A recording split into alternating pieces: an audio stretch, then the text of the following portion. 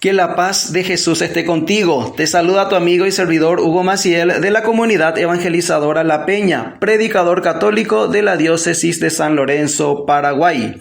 Hoy jueves 17 de diciembre, segundo día de la novena de Navidad y de las posadas. La Iglesia Católica nos invita a reflexionar el Evangelio según San Mateo. Estamos en el capítulo 1, versículos del 1 al 17. La genealogía de Jesucristo, hijo de David, o la genealogía, como les dicen a uno, en relación a las generaciones que anteceden a Jesús. Las generaciones, hablamos de este Dios, de este Mesías que se encarna en la historia de la humanidad, que tiene un pueblo y un tiempo determinado y que se mete en la historia propia, en la historia misma del género humano. Un Dios hecho hombre. ¿Y cómo lo ubicamos? A través de este relato teológico e histórico del nacimiento de Jesús, cómo vienen sus antepasados, de dónde surge la estirpe,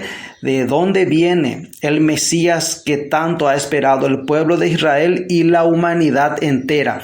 El mundo entero, por eso va a decir, el mundo entero se desborda de alegría y gozo, porque el mundo entero esperaba la venida de este Mesías. Aquel momento, como dice Gálatas 4, que llegado la plenitud de los tiempos, el Hijo de Dios, el hombre, Hijo del hombre, nacido de mujer y sometido bajo la ley, se va a hacer presente en la historia de la humanidad.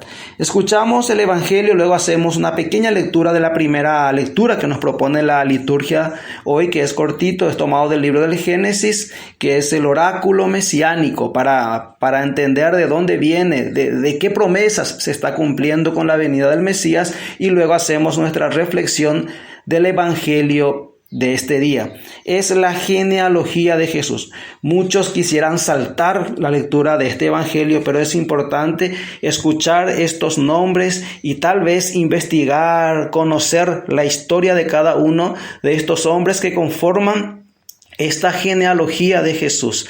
Los que intervinieron en el plan de salvación con sus altibajos, algunos hombres justos, como lo que vamos a conocer algunos de ellos, y algunos que también fueron frágiles, que cayeron en el pecado. Estos son los altibajos, la historia de la humanidad que antecede a Jesús, el linaje de Jesús, de la estirpe de David, de Abraham. Entonces, escuchamos la palabra de Dios. Evangelio según San Mateo, capítulo 1, versículos del 1 al 17. Nos dice la palabra de Dios. Esta es una lista de los antepasados de Jesucristo, que fue descendiente de David y de Abraham. Abraham fue padre de Isaac, este lo fue de Jacob, y este de Judá y sus hermanos. Judá fue padre de Fares y de Zera, y su madre fue Tamar. Fares fue padre de Esrón, y este de Aram. Aram fue padre de Aminadab, este lo fue de Naasón, y este de Salmón. Salmón fue padre de Booz, cuya madre fue Rahab. Booz fue padre de Obed, cuya madre fue Ruth. Obed fue padre de Jesé, y Jesé fue padre del rey David. El rey David fue padre de Salomón, cuya madre fue la que había sido esposa de Urías. Salomón fue padre de Roam, este lo fue de Abías, y este de Asá. Asá fue padre de Josafat, este lo fue de Joram, y este de Osías. Osías fue padre de Jotam, este lo fue de Acaz, y este de Ezequías. Ezequías fue padre de Manasés, este lo fue de Amón, y este de Josías. Josías fue padre de Jeconías y de sus hermanos, en el tiempo en que los israelitas fueron llevados cautivos a Babilonia. Después de la cautividad, Jeconías fue padre de Salatiel, y este de Zorobabel. Zorobabel fue padre de Abiud, este lo fue de Eliakim, y este de Azor. Azor fue padre de Sadoc, este lo fue de Aquim, y este de Eliud. Eliud fue padre de Eleazar, este lo fue de Matán, y este de Jacob. Jacob fue padre de José, el marido de María, y ella fue madre de Jesús, al que llamamos el Mesías. De modo que hubo 14 generaciones desde Abraham hasta David, 14 desde David hasta la cautividad de los israelitas en Babilonia, y otras 14 desde la cautividad hasta el Mesías. La larga lista de los antepasados de Jesús nos presenta su pertenencia a un pueblo y a una historia. Judío por ser hijo de Abraham, esperado por los siglos por ser hijo de David. Así, la obra salvadora de Dios se continúa realizando, encarnada en la historia, en un pueblo concreto, en las luchas y esperanzas de los hombres y mujeres que confían en la intervención de Dios. El Evangelio, según San Mateo, quien pretende demostrarnos de dónde viene el Mesías, que este Mesías se encarna en la historia de la humanidad, en la historia del pueblo de Israel y en la historia de todo el género humano. Ciertamente, en todas las culturas, el hombre siempre tuvo esa tendencia a relacionarse con un ser superior. A ese ser superior es lo que denominamos Dios. Y el hombre en cualquier cultura y en cualquier época de la historia de la humanidad siempre ha tenido como referencia un ser superior a quien rinde culto de adoración. Y ese ser superior es a lo que llamamos Dios. ¿Y qué es la adoración? Sino el sometimiento pleno a la voluntad de aquel ser superior. En este caso, a nuestro Dios, que nosotros conocemos como el Señor, como Yahvé.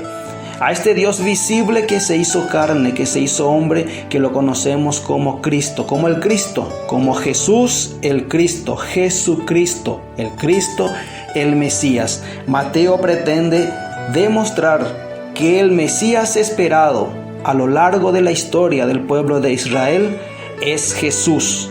Él es el Cristo, Él es el Mesías, un Mesías cercano, un Dios que se hace hombre y que se acerca al género humano, un Dios que podríamos decir bien diviniza al hombre y también a Dios lo hace hombre.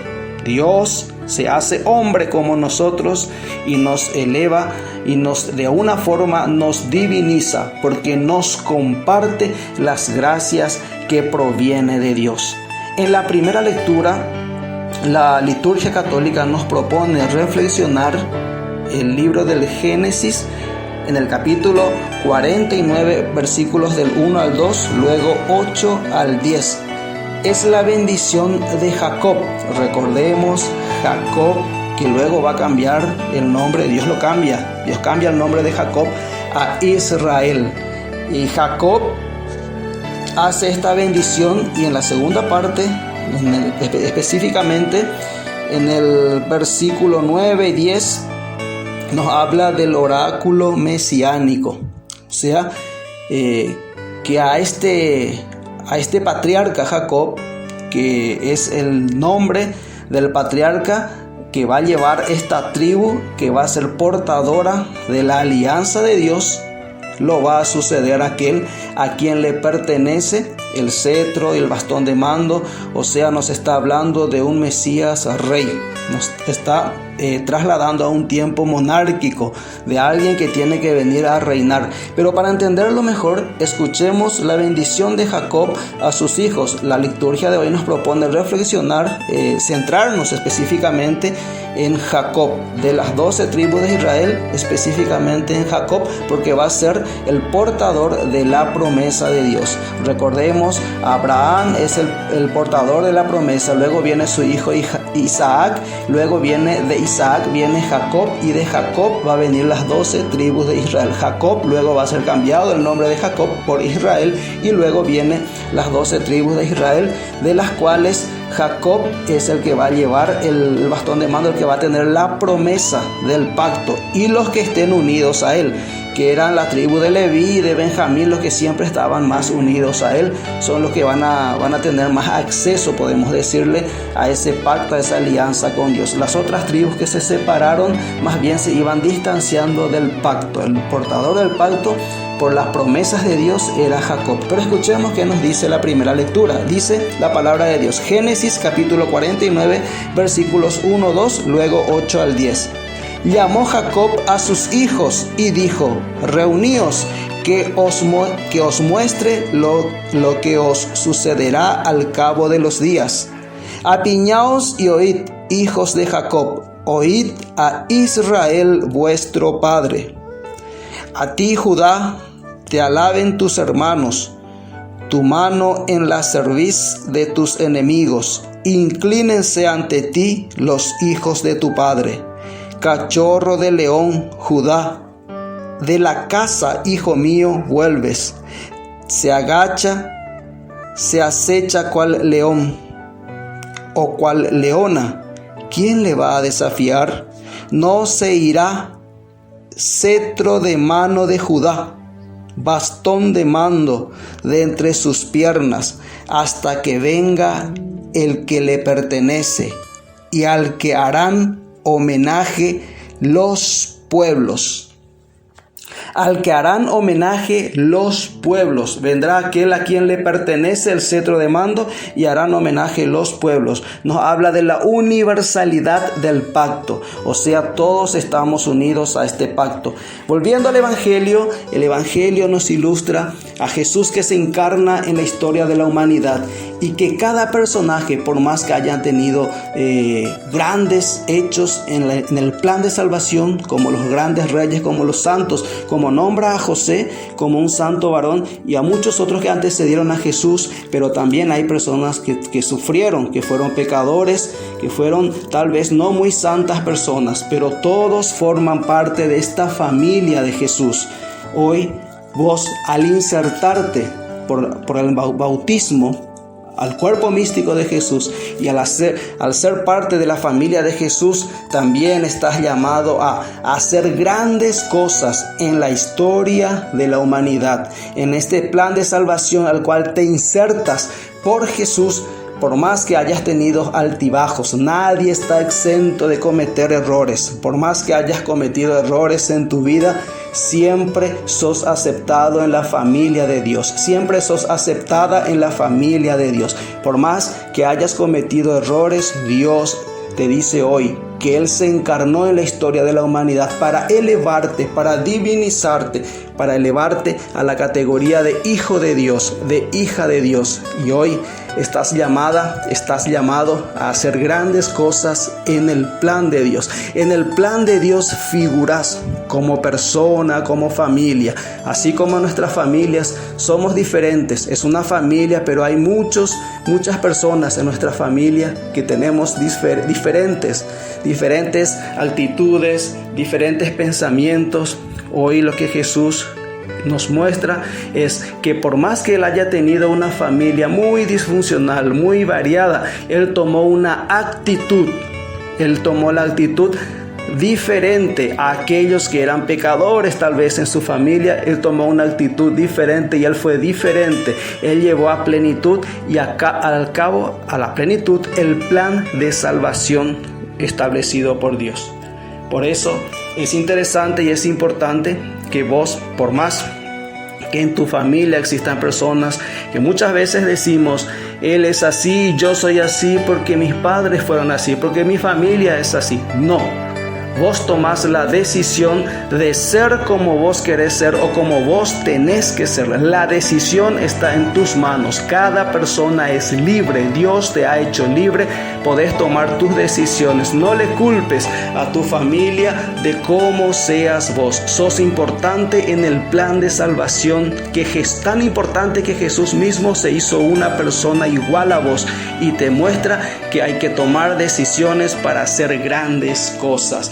Caminamos al Adviento, al encuentro de Jesús que se hace hombre para estar con nosotros. Fuerza, que Dios te bendice.